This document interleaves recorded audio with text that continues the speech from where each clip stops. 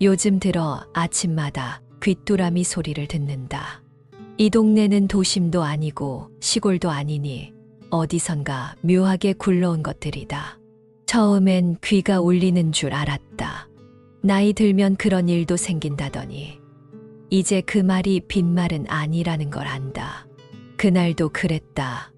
이른 아침, 아직 커튼을 걷기 전이었다. 누가 현관문을 두드렸다.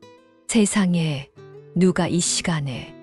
문을 열자 작은 체구의 여자가 서 있었다. 허리에 찬천 가방, 손엔 우산, 입에는 말보다 먼저 피는 미소. 그 여자는 동네 복지관에서 나왔다고 했다. 새로 생긴 프로그램이 있다며 안내지를 내밀었다. 종이엔 글씨보다 그림이 많았다. 큰 글자, 큼직한 동그라미, 그리고 숨쉬기 모임이라는 이름. 내가 대답하기도 전에 여자는 말을 이었다. 혼자 사는 노인이 늘고 있어서 말 없이 모여 앉아 있어도 좋은 자리가 필요하다고 했다. 참여 조건은 딱 하나, 숨을 쉴 수 있어야 한다는 것이었다. 웃자고 한 말 같았지만 그 말이 어딘가 마음에 걸렸다. 나는 그 종이를 탁자에 올려놓고 다시 창을 열었다. 커튼 사이로 들어온 빛이 참 맑았다. 마실 물을 데우면서 다시 종이를 들여다봤다. 이웃들과 마주 앉아 그저 숨 쉬는 시간이라. 그게 무슨 모임이람. 그런데 그 주 금요일 나는 정말 그 자리에 나가 있었다. 복지관 2층 작은 강의실엔 벌써 사람들이 들어와 있었다. 대부분은 나보다 연상이었고 몇몇은 또래처럼 보였다. 낯선 얼굴들이 나를 힐끔힐끔 보더니 금세 무심한 눈빛으로 돌아갔다. 방 한가운데 원형으로 놓인 의자들. 누군가 일부러 맞춰놓은 것처럼 똑같은 간격. 나는 가장 문 가까운 쪽 자리에 앉았다. 바로 옆 자리엔 다리를 꼰 채 작은 주머니를 뒤적이던 노인이 앉아 있었다. 그는 조용히 손수건을 꺼내 무릎에 펼쳐 놓았다. 그 손수건이 눈에 밟혔다. 어째서일까? 그건 아주 오래전 나의 시절과 닮아 있었다. 모임은 아주 단순하게 시작되었다. 진행자라고 불린 젊은 사람은 이름을 말하지 않았다. 그저 앞으로 1시간 동안은 말해도 좋고 말하지 않아도 괜찮다고만 했다. 원한다면 숨을 들이쉬고 내쉬는 것만으로도 충분하다고 했다. 그 말은 아주 이상하게 들렸다. 나와 눈도 마주치지 않던 사람들이 순순히 고개를 끄덕였다. 어떤 여자가 조용히 손을 들었다. 손에는 링이 3개나 박힌 반지가 보였다. 그녀는 얼마 전 자기 강아지가 세상을 떠났다고 했다. 아무도 놀라지 않았다. 마치 모두가 이미 알고 있던 일처럼. 그 다음엔 사내 같은 목소리의 여자가 자신의 무릎을 두드리며 나무 의자 소리를 냈다. 그건 말은 아니었지만 어떤 말보다 컸다. 사람들은 미묘하게 숨을 들이켰다가 동시에 내쉬었다. 나는 그 자리에서 아무 말도 하지 않았다. 다만 한 번 옆자리 노인이 접은 손수건을 보고 그 무늬가 보리밭 같다고 생각했다. 왜 그런 생각을 했는지 모르겠다. 마치 오래전 내 손에 쥐고 있던 작은 봄 같기도 했다. 그날 이후로 나는 매주 그 모임에 나갔다. 모임은 항상 비슷했다. 어떤 날은 아무도 말하지 않았고 어떤 날은 모두가 한마디씩 했다. 아무도 이름을 묻지 않았고 집이 어딘지도 몰랐다. 다만 숨을 쉬는 방식, 손을 가만히 두는 버릇, 자리를 정하는 위치로 서로를 조금씩 기억했다. 그러던 어느 날, 늘 같은 자리에 앉던 여자가 보이지 않았다. 처음으로 사람들이 서로를 바라봤다. 누군가 그 여자의 자리로 고개를 돌렸다. 그 자리는 오늘도 비어 있었다. 그 순간 나는 알 수 없는 예감을 느꼈다. 앞으로 이 모임은 조금씩 달라질 것이라는 예감. 그저 숨만 쉬는 시간으로 끝나지 않을 것이라는, 어쩌면 누군가와 다시 엮일지도 모른다는 기묘한 감각. 그리고 그 주 모임이 끝나고 복지관을 나서려던 찰나 문 앞에 앉아 있던 한 남자가 나를 불렀다. 이름도 말도 없이 그저 한 손을 살짝 들었다. 나는 걸음을 멈췄다. 이야기는 그때부터 시작된 것인지도 모른다. 그 남자는 내게 아무 말도 하지 않았다. 다만 손을 들었던 그 순간 이후로 매주 같은 시간, 같은 자리에서 나를 기다렸다. 물론 기다린다는 말은 어디까지나 내 생각이다. 그는 복지관 입구 왼편 낡은 자전거 거치대 옆 벤치에 앉아 있었다. 늘 같은 옷차림, 늘 손에 들린 보온병, 그리고 한 번도 벗지 않는 모자. 그와 처음 눈을 마주친 날, 그는 고개만 아주 작게 끄덕였다. 그것이 인사였다. 나는 그 옆을 지날 때마다 같은 속도로 걸었다. 인사도 질문도 없었다. 그런데 어느 순간부터 그가 내 보폭에 맞춰 보온병을 조심스레 들어 올리는 걸 알게 되었다. 마치 괜찮다면 마시라는 듯이. 처음엔 머뭇거렸다. 남이 건넨 무언가는 아무리 따뜻해 보여도 망설여진다. 하지만 어느 날 유독 바람이 찼던 오후, 나는 그의 보온병을 받아들고 조심스럽게 뚜껑을 열었다. 그 안엔 대추차였다. 진하고 달고 살짝 타는 냄새가 나는 그런 맛. 말 없이 마신 뒤 나는 고개를 살짝 숙였다. 그가 웃은 건 그때가 처음이었다. 모임은 계속되었다. 여전히 말은 많지 않았고 여전히 몇몇 자리는 비었다가 돌아왔다. 그날은 분위기가 조금 달랐다.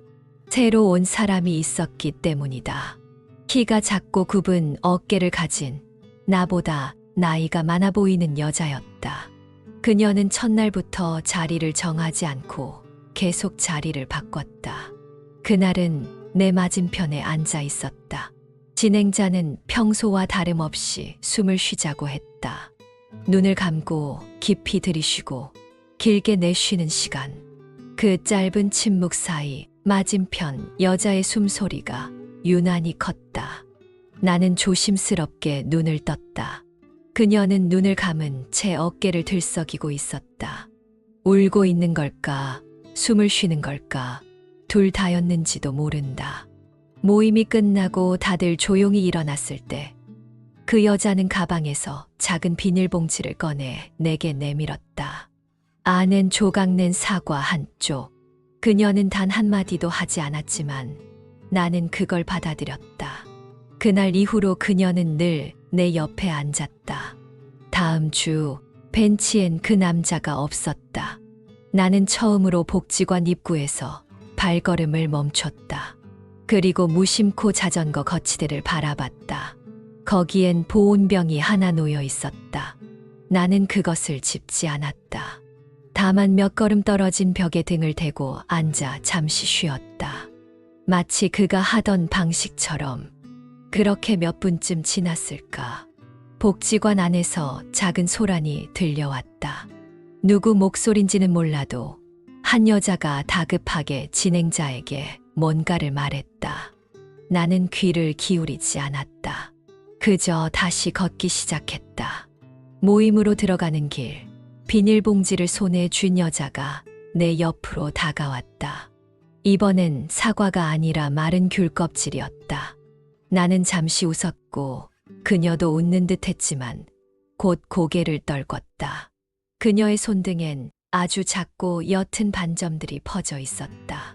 마치 오래된 지도처럼 어디론가 이어지는 길 같았다. 모임이 끝나고 복지관을 나섰을 때 그 남자가 벤치에 앉아 있었다. 보온병은 없었고 모자도 벗은 채였다. 그는 내 눈을 피하지 않았다. 오히려 똑바로 바라봤다. 나는 다가가 조심스럽게 물었다. 아팠느냐고. 그는 고개를 저었다. 단지 목이 잠겼을 뿐이라고 손짓으로 말했다. 감기였을까 말실수였을까 아니면 정말 무언가가 그의 말 안쪽에서 부서졌던 걸까. 그날 우리는 처음으로 한동안 같이 앉아 있었다.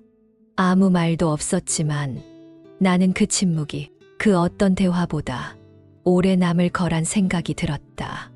그리고 돌아오는 길, 나는 귤 껍질을 조심스레 접어 손수건에 싸 넣었다.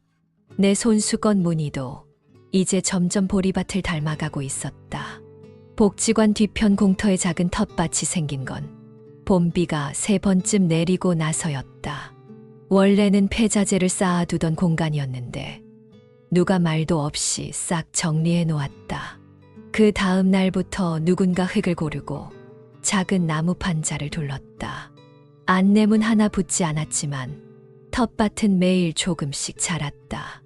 나는 가끔 모임이 끝난 후 그곳에 들렀다. 흙 냄새가 좋았다. 그 남자도 종종 그곳에 있었다. 무언가를 심는 건 아니었지만 오래된 모자에 흙이 조금씩 묻어 있는 걸 보아하니 그의 손이 그 텃밭에 닿고 있다는 건 분명했다. 그날도 그랬다.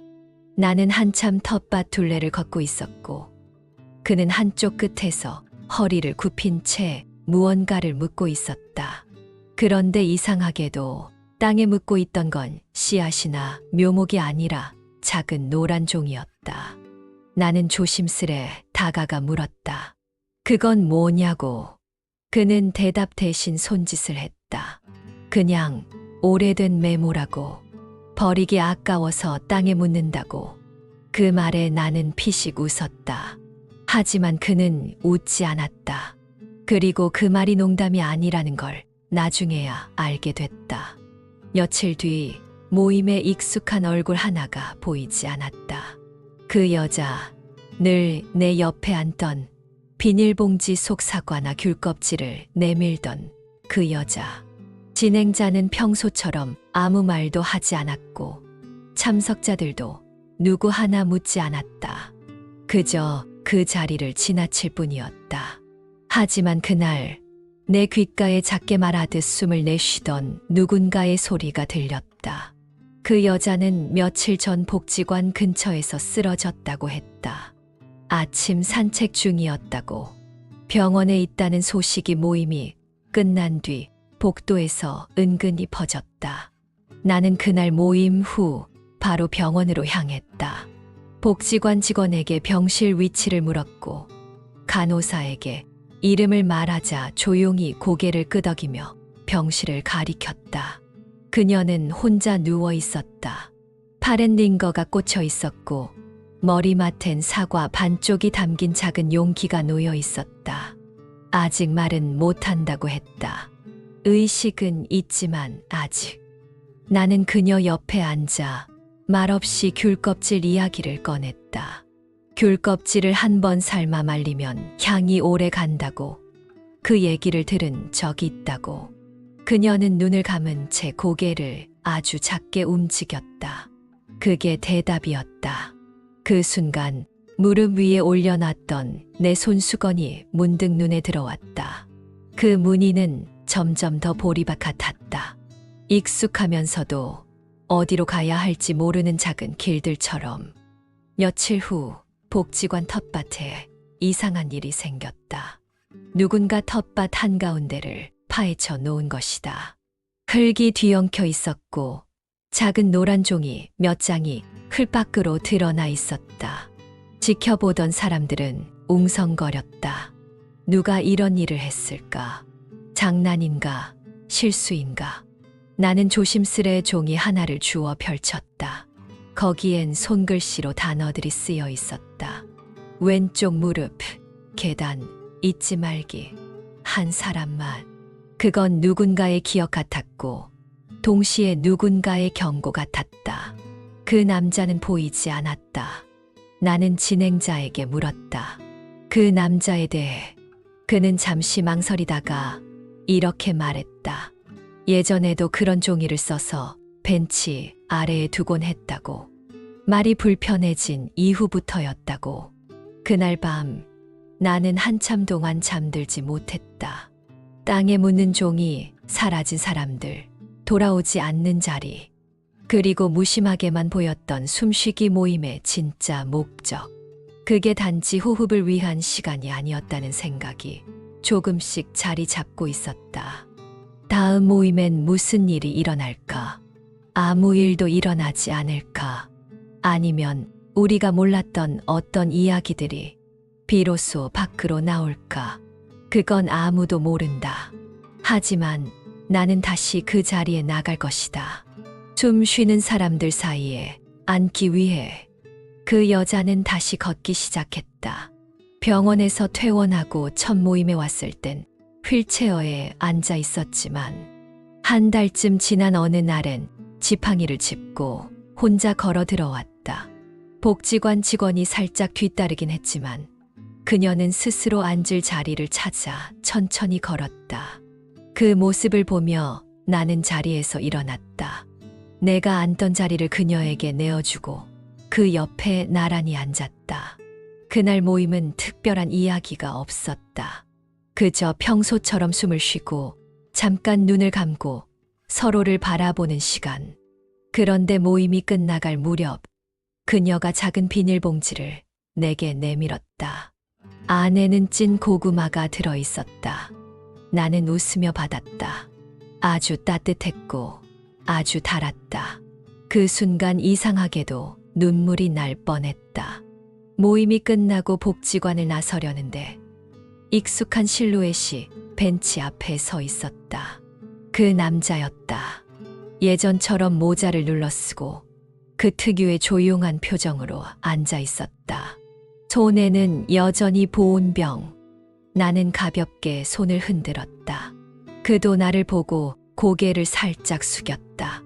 말은 없었지만 괜찮다는 인사처럼 느껴졌다. 내가 옆에 앉자 그는 보온병을 내밀었다. 이번엔 주저하지 않고 뚜껑을 열었다. 대추차였다. 예전보다 조금 연했고 조금 더 따뜻했다. 나는 말했다. 다음엔 내가 준비해 올 테니 오늘은 그냥 같이 마시자고. 그는 잠시 놀란 듯 하다가 이내 고개를 끄덕였다. 그날 이후 우리 셋은 모임이 끝나면 종종 복지관 뒤뜰에 앉아 잠깐씩 머물렀다. 고구마를 나눠 먹거나 대추차를 마시거나 그냥 햇볕 아래 앉아 있기도 했다. 서로를 깊이 아는 건 아니었지만 그렇다고 모르는 사이도 아니었다. 숨을 같이 쉬고 같은 자리에 앉고 잠깐의 시간이라도 나누는 것만으로 충분했다.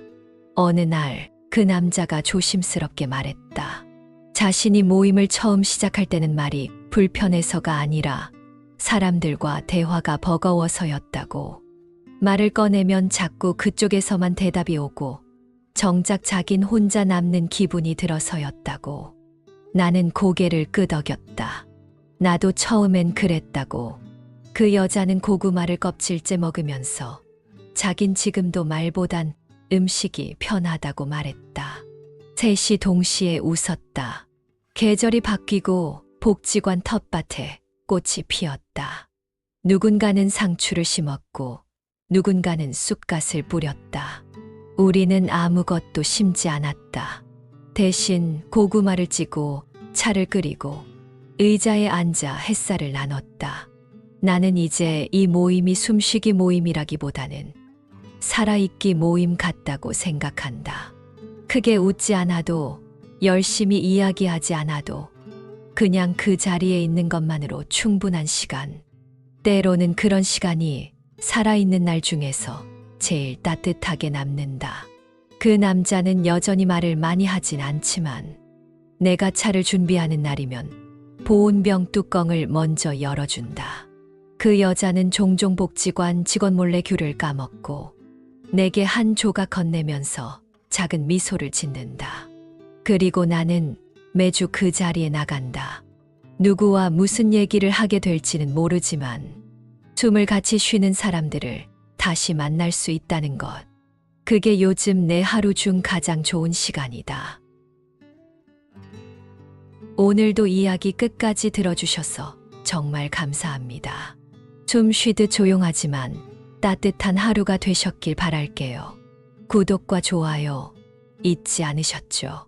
다음 이야기에서도 편안하게 만나요. 고맙습니다.